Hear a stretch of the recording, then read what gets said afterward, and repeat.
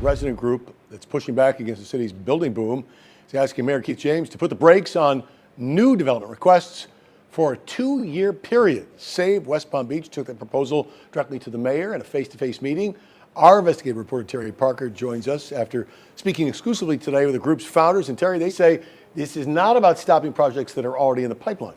Right. What they're saying is they would like to pause development for right now, just for 2 years, to let all of the construction that's already approved, already underway, go ahead, get completed, let people move in, and then see how much they do impact traffic and infrastructure before the city approves any new development. And they say the number of projects that they're tracking has grown dramatically since we first started reporting on this issue. West Palm Beach's building boom is already reshaping the city, and Save West Palm Beach says the list keeps getting longer. When we first reported on the group last month, it had identified 44 major development projects citywide. Now it's tracking 67. 4 have since been completed, and the group says the number continues to change as it learns about more projects. Increased to 67 projects. 4 of them have been completed.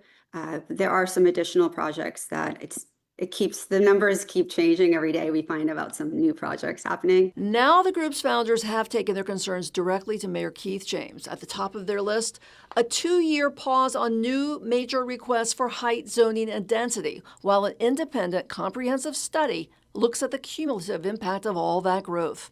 Projects already approved or under construction would keep moving forward. The group expects 8 to 10 buildings to be completed and occupied during those 2 years. And we're not about stopping progress. We want to make sure that we're really very clear on that. But exactly what you said, Terry, it's going to give us the opportunity, give the citizens an opportunity to assess. The group also asking the mayor for a review of developer impact fees and whether they adequately cover the cost of growth, a protection of the waterfront and Flagler Drive, including its views, character, and public access, and community listening sessions bringing residents, city leaders, and developers together. He listened very carefully. It was a true listening session, I would say. And most importantly, we walked away with an agreement that once he views the agenda, we will have additional listening sessions and collaborations in the future. James did not take a position on the 2-year development pause. In a statement to me, the city says the city remains committed to a thoughtful approach that considers infrastructure, economic development, quality of life, and the broader needs of the community.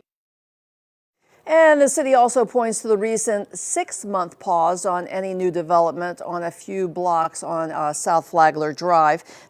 Citizens, meantime, are hoping that first listening session will take place in October. Mayor James has told them they need to bring him an agenda. He'll approve it, and then hopefully that will go forward. We will keep you abreast of all of these new developments. Terry Parker, WPBF 25 News.